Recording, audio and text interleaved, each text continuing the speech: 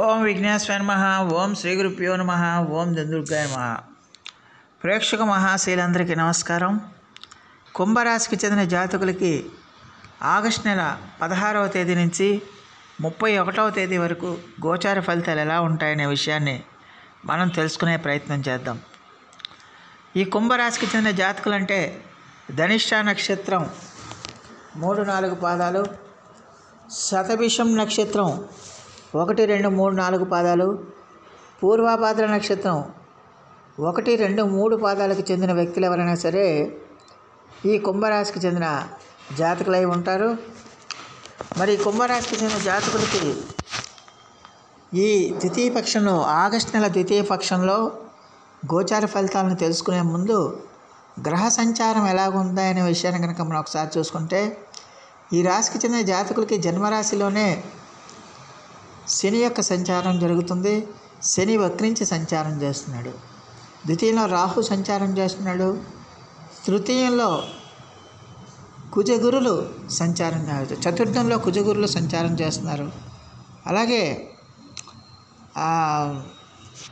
షష్టమంలో రవి సంచారం చేస్తున్నాడు. సప్తమంలో శుక్రబుధుడు సంచారం చేస్తున్నాడు. బుధుడు వక్రించి సంచారం చేస్తున్నాడు. అష్టమంలో కేతు సంచారం చేస్తున్నాడు. 17వ తేదీ నుంచి 17వ తేదీ ఉదయం 10:29 రవి సింహరాశి ప్రవేశం చేస్తాడు. అలాగే 22వ తేదీన బుధుడు 6:39 కర్కాటకంలో వక్రిస్తాడు. అలాగే 24వ తేదీన శుక్రుడు కన్యారాశి ప్రవేశం చేస్తాడు. అలాగే 26వ తేదీన కుజుడు మిథున రాశి ప్రవేశం చేస్తాడు. 28వ తేదీన బుధుడు కర్కాటక రాశిలో వక్ర త్యాగం పొందుతాడు. ఆ యొక్క గ్రహాల యొక్క సంచారాన్ని బట్టి, వాటి యొక్క దృష్టిని బట్టి మరి కుంభరాశికి చెందిన జాతకులకి ఈ ఆగస్టు నెల ద్వితీయ పక్షంలో గోచార ఫలితాలు ఎలా ఉంటాయనే విషయాన్ని కనుక మనం ఒకసారి చూసుకుంటే, ఈ రాశికి చెందిన జాతకులకి ఈ పక్షం ప్రారంభం నుంచే చాలా వరకు అనుకూలమైన ఫలితాలు ఎక్కువగా సూచిస్తున్నాయి. అందువల్ల 17వ తేదీ అంటే 16-17వ తేదీ మధ్యాహ్నం వరకు కూడా ఈ రాశి వాళ్ళకి అత్యద్భుతంగా ఉంటుంది. మీరు చేస్తున్న ప్రతి కార్యక్రమం కూడా విజయవంతంగా పూర్తవుతుంది. ఎలాంటి పనైనా సరే, ఎంత కష్టసాధ్యమైన పనైనా సరే మీరు చాలా అవలీలగా మీరు చేయడానికి ఎక్కువగా అవకాశం ఉంటుంది. ఏ కార్యక్రమం చేపట్టినా కూడా అది శుభ ఫలితాలను ఇస్తుంది. దాంతో మీరు చాలా హ్యాపీగా సంతోషంగా గడపడానికి అవకాశం ఉంటుంది. అలాగే మీ యొక్క సంతోషాన్ని పంచుకోవడానికి స్నేహితులతో విందు వినోద కార్యక్రమాల్లో పాల్గొనడం కూడా జరుగుతుంది. అలాగే ధనధాన్య వస్తు లాభాలు కూడా మీకు కలగడానికి అవకాశం ఉంటుందన్న విషయాన్ని గమనించాలి. అదే 17వ తేదీ సాయంత్రం 4 గంటల నుంచి 19వ తేదీ వరకు కూడా ఈ రాశికి చెందిన జాతకులు కొంచెం ఖర్చుల విషయంలో జాగ్రత్తగా ఉండాల్సిన అవసరం ఉంటుంది. ఖర్చులు, అనాలోచిత ఖర్చులు ఉంటాయి. ఆ ఖర్చుల విషయంలో చాలా జాగ్రత్తగా ఉండాల్సిన అవసరం ఎంతైనా ఉంటుంది. అలాగే మీ శత్రువులు ఎవరైతే ఉన్నారో, మీ శత్రువులు మిమ్మల్ని టార్గెట్ చేయాలనుకునే శత్రువుల విషయంలో మీరు కొంచెం జాగ్రత్తగా ఉండాల్సిన అవసరం ఎంతైనా ఉంటుంది. బంధువులతో కూడా మీరు సాధ్యమైనంత వరకు వాళ్ళతో ఎంత గొడవలు తగ్గించుకుంటే అంత మంచిది, ఎన్ని మనస్పర్ధలు తగ్గించుకుంటే అంత మంచిది అవుతుందన్న విషయాన్ని గమనించాలి. దానివల్ల డబ్బు విపరీతంగా ఖర్చు అవటం తప్పించి వేరే ఉపయోగం ఏమి ఉండదన్న విషయాన్ని గమనించాలి. అలాగే మీరు చేస్తున్న పనుల్లో కూడా చిన్న చిన్న ఇబ్బందులు, ఆటంకాలు, కాలాతీతం అయిపోవడం ఇలాంటివన్నీ రావడం వల్ల మీరు ఒక రకమైన మానసికమైన వైరాగ్యానికి రావడానికి కూడా అవకాశాలు లేకపోలేదన్న విషయాన్ని గమనించాల్సిన అవసరం ఎంతైనా ఉంటుంది. అలాగే 20-21వ తేదీల నుంచి ఖచ్చితంగా కూడా, అంటే నేను చెప్పింది ఇందాక 17వ తేదీ సాయంత్రం నుంచి 19వ తేదీ వరకు ఇలాంటి గ్రహస్థితి ఉంటుంది. 20-21 తేదీల్లో మాత్రం మళ్ళీ ఈ కుంభరాశి వాళ్ళు మళ్ళీ పుంజుకోవడానికి అవకాశం ఉంటుంది. వ్యక్తిగతంగా వాళ్ళకి పుంజుకోవడానికి అవకాశం ఉంటుంది. శారీరక సుఖం పెరుగుతుంది, ఆరోగ్యం పెరుగుతుంది. దానివల్ల ఏంటంటే మీరు ఎలాంటి కార్యక్రమాలైనా కూడా అత్యంత సునాయాసంగా పూర్తి చేయగలుగుతారు. అలాగే మీ పనికి తగ్గ గుర్తింపు లభిస్తుంది, పనికి తగ్గ కీర్తి ప్రతిష్టలు లభిస్తాయి. దానివల్ల ఏంటంటే మీ యొక్క ధనము పెరుగుతుంది, గౌరవ మర్యాదలు కూడా పెరుగుతాయనే విషయాన్ని గమనించాలి. అలాగే స్నేహితులతో విందు వినోద కార్యక్రమాల్లో పాల్గొనటం, ఆధ్యాత్మిక ఆసక్తి కూడా మీకు పెరగడం జరుగుతుందన్న విషయాన్ని గమనించాల్సిన అవసరం ఎంతైనా ఉంటుంది. మరి 22, 23 తేదీల్లో మాత్రం కుంభరాశికి చెందిన జాతకులు కొంచెం జాగ్రత్తగా ఉండాలి. మీ యొక్క ధనం విషయంలో కానీ, వాక్య విషయంలో కానీ, కుటుంబ విషయంలో కానీ కొంచెం జాగ్రత్తగా ఉండాలి. ఎందుకంటే ఖచ్చితంగా కూడా మరి డబ్బులు ఎక్కువగా ఖర్చు అవ్వడానికి అవకాశాలు ఉంటాయి. అలాగే అనారోగ్యం వాళ్ళు కూడా మీకు పెరగడానికి అవకాశం ఉంటుంది. అందువల్ల ఖచ్చితంగా కూడా ఈ కుంభరాశి వాళ్ళు ఆయా తేదీల్లో జాగ్రత్తగా ఉండాల్సిన అవసరం ఎంతైనా ఉంటుంది. అలాగే విందు వినోద కార్యక్రమాల్లో కూడా మీరు పాల్గొనడానికి కూడా అవకాశాలు ఉంటాయి. అయినా కూడా మీరు వాక్ విషయంలో, ధనం విషయంలో, కుటుంబం విషయంలో, ఈ విషయాలన్నింటిలో కూడా చాలా కేర్ఫుల్గా ఉండాలి. లేకపోతే కొత్త సమస్యలు రావడానికి ఎక్కువగా అవకాశం ఉంటుందనే విషయాన్ని గమనించాలి.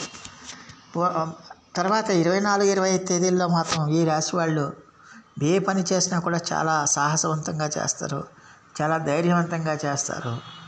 దానివల్ల ఏంటంటే వీళ్ళు ఏ కార్యక్రమం చేపట్టినా కూడా విజయవంతం అవుతుందనే విషయాన్ని గమనించాలి. ఎలాంటి కార్యక్రమం అయినా సరే వీళ్ళు అవలీలంగా పూర్తి చేయడానికి అవకాశం ఉంటుందనే విషయాన్ని గమనించాల్సిన అవసరం ఉంటుంది. దానివల్ల ఏంటంటే ద్రవ్య లాభం, వస్తు లాభం, మనస్సౌఖ్యం కూడా పెరగడానికి ఎక్కువగా అవకాశం ఉంటుంది. అలాగే ఇష్టలతో కూడా బాగా హ్యాపీగా, సంతోషంగా ఉండడానికి కూడా అవకాశాలు ఉంటాయనే విషయాన్ని గమనించాలి.